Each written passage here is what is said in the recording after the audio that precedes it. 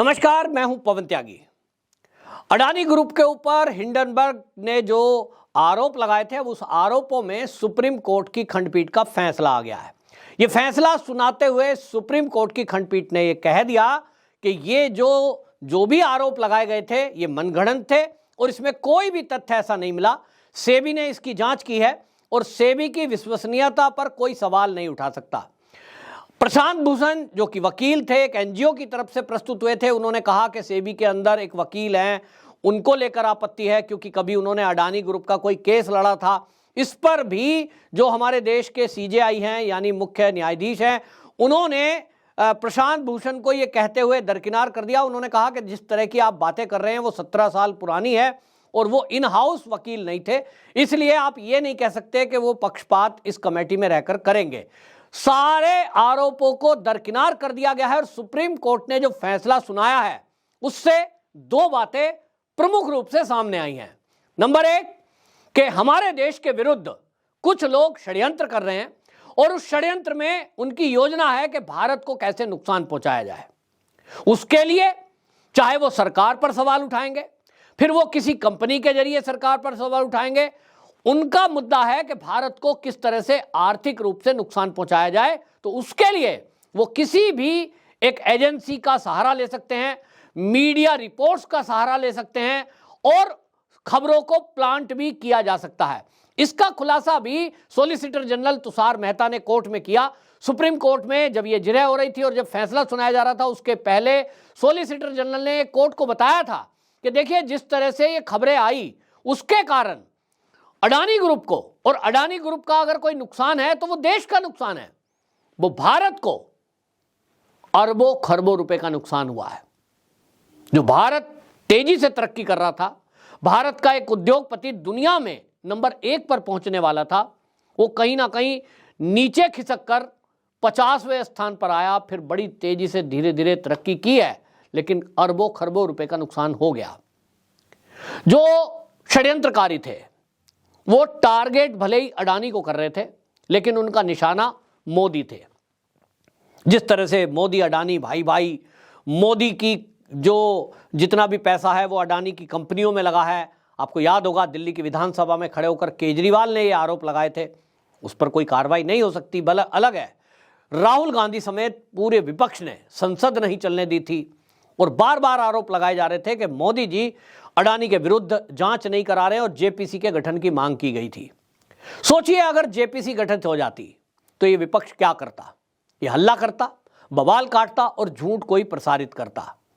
Supreme court ने ये दूध का दूध पानी का पानी कर दिया है और आपको मैं बताऊंगा कि जो हो डीवाई चंद्रचूड़ हैं, उनकी अध्यक्षता में 3 जजों की खंडपीठ थी। जस्टिस जेबी पादरीवाला, जस्टिस मनोज मिश्रा, इनकी खंडपीठ थी और मामले को सुरक्षित फैसले को रख लिया गया था, जिसको सुनाते हुए आपको बता दें, प्रशांत भूषण ने जब सेबी की जांच पर मांग पर उस पर एक आपत्ति उठाई और उन्होंने कहा कि हम ऐसा कैसे कह सकते हैं साहब, अखबार में तो फला चीज लिखी है, इसमें तो वैसा लिखा है। तो उन्होंने वकील प्रशांत भूषण को, सीजेआई ने कहा, मिस्टर भूषण, मुझे नहीं लगता कि आप किसी वित्तीय नियामक अखबार में छपी किसी बात को स्वीकार करने को कह सकते हैं। आप किसी अखबार के बारे में कह रहे हैं साहब, अखबार में ये रिपोर्ट छपी है, सेबी ने ये रिपोर्ट दी है, तो वो कह रहे हैं कि अखबार में छपी हुई किसी खबर को हम स्वीकार नहीं कर सकते, इससे सेबी बदनाम होगा। ऐसा कोई दस्तावेज नहीं है जिससे सेबी की जांच या विशेषज्ञ समिति की जांच की निष्पक्षता पर संदेह किया जा सके। बिल्कुल स्पष्ट शब्दों में देश के सीजेआई ने अपने फैसले में ये टिप्पणी प्रशांत भूषण के बारे में की है जो वो कोट कर रहे थे। दूसरा, जो जैसा मैंने कहा, एक आरोप लगाया था, एक वकील थे विशेषज्ञ समिति में, सोमशेखर सुंदरसेन, इन पर सवाल उठाया गया था और उस पर भी जो सीजेआई थे उन्होंने जवाब दिया। जैसा मैंने बताया, उन्होंने कहा कि देखिए, इन हाउस वकील नहीं थे और इसलिए आप ये नहीं कह सकते, और मामला 17 साल पुराना है, आप उसको आज कह रहे हो। ऐसे तो बहुत सारे आज जज हैं जो कभी वकील हुआ करते थे, तो आप कभी उसको बात करोगे वो समझ में आता है, लेकिन एक समिति है और उस समिति में अकेले वो निर्णय नहीं करेंगे, अंतिम निर्णय समिति के लोग करेंगे और उसकी जांच करेगी। सीजेआई के जो अध्यक्षता में खंडपीठ है वहां मामला आएगा। तो कुल मिलाकर के ये करारा झटका उन लोगों को लगा है जो हमारे देश की बर्बादी का सपना देखते हैं, जो हमारे उद्योगपतियों को नुकसान पहुंचाकर देश को आर्थिक नुकसान पहुंचाना चाहते हैं। और ये उन विपक्षी नेताओं को भी झटका है जो अडानी के जरिए मोदी को टारगेट करने का काम कर रहे थे और उन्होंने सपना देखा था कि 2024 के चुनाव में हम इसको मुद्दा बनाएंगे और हम कहेंगे जी मोदी तो बेईमान है, और देखिए मोदी जी ने बेईमानी कर ली, हमने भ्रष्टाचार पकड़ लिया। ये वही कांग्रेस और विपक्षी दल हैं कि जब मोदी जी गुजरात के मुख्यमंत्री थे, जहां से ये व्यापार शुरू होता है गौतम अडानी का, वो पहले भी कह चुके हैं कि वो कांग्रेस की जब केंद्र में सरकार थी उनका विस्तार ज्यादा तब हुआ है। और आपको एक और बात बताऊं कि देश का कोई भी व्यापारी, किसी की सरकार आती रहे, राज्य में किसकी सरकार, केंद्र में किसकी सरकार, इससे कोई सरोकार नहीं है, वो शुद्ध बिजनेस करते हैं। अडानी की कई कंपनियां, कई काम ऐसे राज्यों में भी चल रहे हैं जैसे कि छत्तीसगढ़ है, राजस्थान है या हिमाचल है, कि जहां कांग्रेस की सरकारें हैं।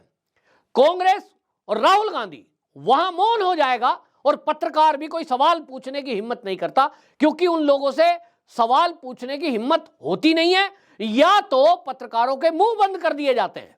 लेकिन कोई पलटकर सवाल नहीं पूछता कि आप देश के उद्योगपति को बदनाम करने में लगे हैं, आप देश के एक उद्योगपति के चरित्र पर सवाल उठा रहे हैं, व्यक्तिगत चरित्र के बजाय जो उसका बिजनेस का चरित्र है। हर व्यापारी का एक बिजनेस का चरित्र होता है कि वो अपने बिजनेस को कैसे कर रहा है।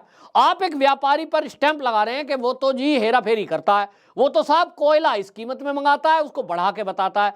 अरे भैया, आप जब घर में कोई आलू खरीदने कर लाते हैं जो 10 रुपए किलो का है, आपने कभी पूछा कि किसान से क्या रेट में खरीदा गया है, वो मंडी वाले ने या होलसेलर ने?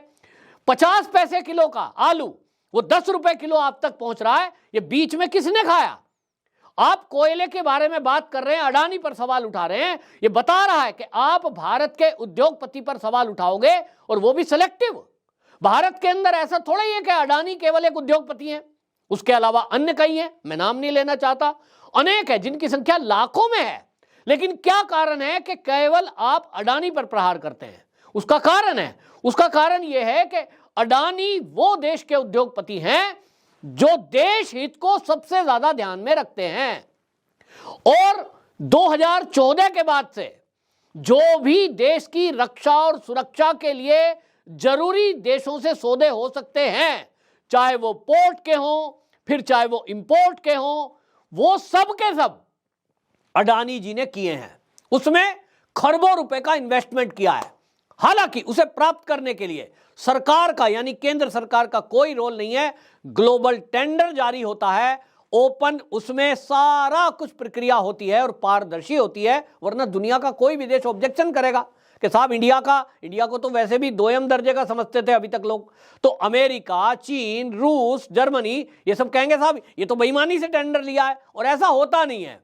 ये सब विपक्ष जानता है, उसके बावजूद भी अडानी पर प्रहार किया गया, क्योंकि अडानी, मैं एक बहुत बड़ी बात बोल रहा हूं आज आपको, अडानी जी की वजह से इस देश की कई ऐसी बातें हैं जो ओपनली सरकार नहीं बोल सकती और शायद अडानी जी भी नहीं बोल सकते।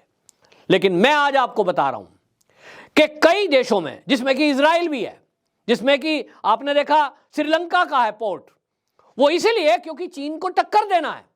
अब चीन से टकराने का मतलब आप समझ रहे हैं, चीन एक ऐसी महाशक्ति है जिसने दुनिया के कई देशों में अपना पैसा इन्वेस्ट किया हुआ है, कर्जा दिया हुआ है और उसको कैप्चर किया हुआ है, शिकंजे में कसा हुआ है। उनके इशारे पर कौन अखबार क्या छाप देगा वो चीन में बैठ के तय होता है, क्या छापना है, क्या खबर चलानी है। तो भारत में भी उनके पिट्ठू हैं, और भारत में कोई एनजीओ बनाकर, कोई न्यूज चैनल बनाकर, कोई पत्रकार बनकर, तो कोई संसद में, जिस तरह से आपने देखा कि महुआ मोइत्रा का मामला खुला कि वो सवाल पूछ रही थी अडानी से जुड़े हुए व्यापार का, ताकि अडानी के कंपैरिजन में वहां दूसरे उद्योगपतियों को स्थापित किया जा सके। किस लेवल की साजिश है कि सांसद भी मिले हुए हैं। तो फिर एक उद्योगपति अकेला क्या कर सकता है, सोचिए। उसको तो ये बर्बाद करने का पूरा इंतजाम किया था। ये तो भला हो उस परमात्मा का, और मैं तो इसमें कहता हूं, बेशक भारतीय जनता पार्टी या मोदी जी कहें साहब हमारा कोई लेना देना नहीं है, लेकिन भारत की सरकार अगर भारत के उद्योगपतियों का साथ नहीं देगी तो क्या चीन देगा, तो क्या पाकिस्तान देगा, तो क्या अमेरिका देगा? दुनिया के किसी भी देश का हमारे भारत के उद्योगपति से क्या लेना देना? वो तो चाहते ही हैं कि भारत का उद्योग धंधा चौपट हो जाए, और चीन चाहता है कि जो भी सामान लेना है वो हमसे लें, जैसा पाकिस्तान, और फिर पाकिस्तान की तरह भारत भी कंगाल हो जाए, ताकि वो जब चाहे भारत का जिस क्षेत्र में अभी तो वो घुसपैठ करने की कोशिश करता है, चाहे अरुणाचल प्रदेश चाहे लद्दाख, फिर तो वो कहेगा श्रीलंका की तरह कि मैं तो तुम्हारा एयरपोर्ट पे रहूंगा भाई, मुझे तो अपने फाइटर प्लेन अंदर खड़े करने हैं दिल्ली में, आप मना नहीं कर पाओगे। यही चीन को साजिश है। यह चीन की साजिश का अब खुलासा सुप्रीम कोर्ट के जरिए हुआ है। हालांकि चीन का कहीं नाम क्लियर नहीं है, लेकिन जिस तरह से हिंडनबर्ग की रिपोर्ट आई, अब यह क्लियर हो गया है। आपको बता दें, ये फर्म जो है हिंडनबर्ग रिसर्च, ये सब फर्जी थी, और उसकी आवाज उठाने वाले भी कहीं ना कहीं, चाहे वो नेता, चाहे अभिनेता, फिर चाहे कोई भी थे, ये सब के सब कहीं ना कहीं किसी के इशारे पर काम कर रहे थे। वो कौन है इसका नाम लेने की जरूरत नहीं है, चाहे वो जोर्ज सोरोस का नाम हो, फिर चाहे उसके पीछे बैठी हुई अदृश्य शक्ति चीन हो। लेकिन सुप्रीम कोर्ट में जो ये फैसला आया है, अब इसके बाद एक सवाल तो अभी भी उठता है कि जो अडानी ग्रुप को खरबों रुपए का नुकसान हुआ है, जो दुनिया में उनकी बदनामी की गई है कि साहब बेईमान हैं, बेईमान कंपनी है, इसकी भरपाई कौन करेगा? सेबी ने तो क्लियरेंस दे दी, तो क्या इन नेताओं के खिलाफ केस हो सकता है? हमारे यहां व्यवस्था ही नहीं है। सब चिल्ला रहे थे, सब बदनाम कर रहे थे, अडानी अडानी अडानी, मोदी मोदी मोदी, क्योंकि जानते हैं कि देश में कानून ऐसे नहीं है कि जिस पर झूठा आरोप लगाया जाए तुम्हारे खिलाफ कुछ हो सकता है। अवमानना का केस होगा, छोटी मोटी पेनल्टी लगेगी, और उसको लगाने में भी 10 साल बीत जाएंगे, और उसके बाद भी नेता लोगों को जेल होती नहीं है, होती है तो जमानत मिल जाती है। और इसीलिए झूठा आरोप लगाकर किसी की जिंदगी बर्बाद करना, किसी का उद्योग धंधा बर्बाद कर देना, किसी का राजनीतिक कैरियर बर्बाद कर देना, किसी का व्यापारिक कैरियर बर्बाद कर देना, ये लोगों में एक ट्रेंड बन गया है कि वो किसी विदेशी शक्ति से हाथ मिलाकर पैसे के बल पर इस तरह के षड्यंत्रों को भी कर सकते हैं। लेकिन सरकार को चाहिए कि इस पे सख्त कानून बने, ताकि आगे से कोई अडानी जैसा कोई उद्योगपति भारत के लिए यदि हित में काम कर रहा है तो उसके खिलाफ कोई षड्यंत्र ना रच सके, और रचे तो उसको सख्त सजा दी जाए। इसकी भरपाई, मैं तो कहता हूं ऐसा कानून बन जाए कि अडानी जी को जो भी नुकसान हुआ है उसकी भरपाई इन सब नेताओं से कराई जाए, इनके खाते सीज कर दिए जाएं, जिन्होंने भी अडानी को लेकर उल्टे सीधे बयान दिए थे और बदनाम करने की कोशिश की थी, और उस संस्थाओं के खिलाफ भी कार्रवाई की जाए जिनकी वजह से अडानी जी को यह गहरा धक्का लगा है। आपकी क्या राय है? कमेंट बॉक्स में जरूर बताएं। वंदे मातरम।